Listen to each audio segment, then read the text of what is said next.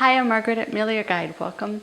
I am going to be speaking to you about pelvic tilts, specifically anterior pelvic tilts, and how that influences your posture.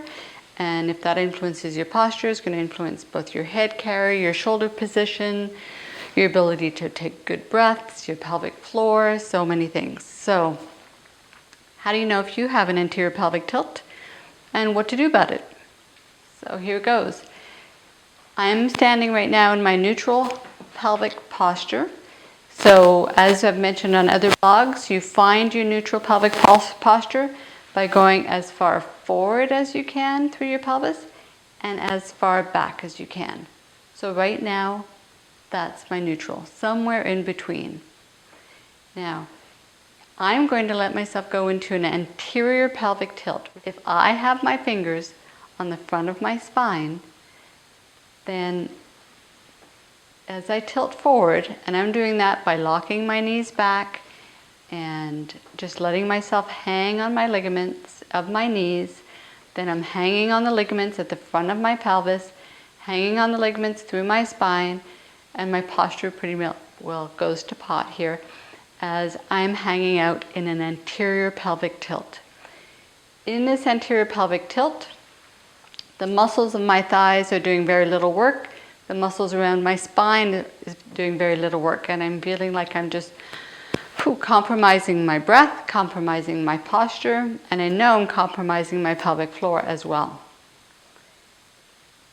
In order to understand if you're in an anterior pelvic tilt just by habit, would be to aim to come back to your neutral. If you've been locking your knees, to soften your knees and stand in the mirror and go, oh, is it just habit? Can I just pull myself back and get back here? And then you just have to habitually hold yourself in this posture. Or are you there because certain muscles in the front of your body are tight and certain muscles are long and weak? And same thing in the back, but reverse. Certain muscles might be short and weak and long and tight. So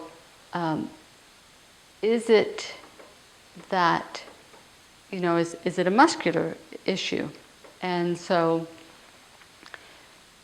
in the rest of the blog, I'm going to give you very specific guidance on how to test those muscles and in terms of, are they tight? And if certain muscles are tight, if you're tight through your iliopsoas muscles, if you're tight through your quadriceps, how to loosen those things. If you're weak through your abdominals, how to make those stronger. If you're long and weak through your hamstrings, how to make those stronger. And if you're short and tight through your quadratus lumborum, how to stretch. So I hope that this blog has helped you understand what an anterior pelvic tilt is, how it can be a habitual way that we stand and never even sit, or how it can be created by sometimes habit turning into structural changes, and how you can learn to modify your anterior pelvic tilt so that you could find your optimum neutral pelvis that's going to allow you to align the rest of your body over that pelvis so that you can hold yourself through your workouts and through life with your best posture. I'm Margaret from Muscular Guide. Thanks for tuning in.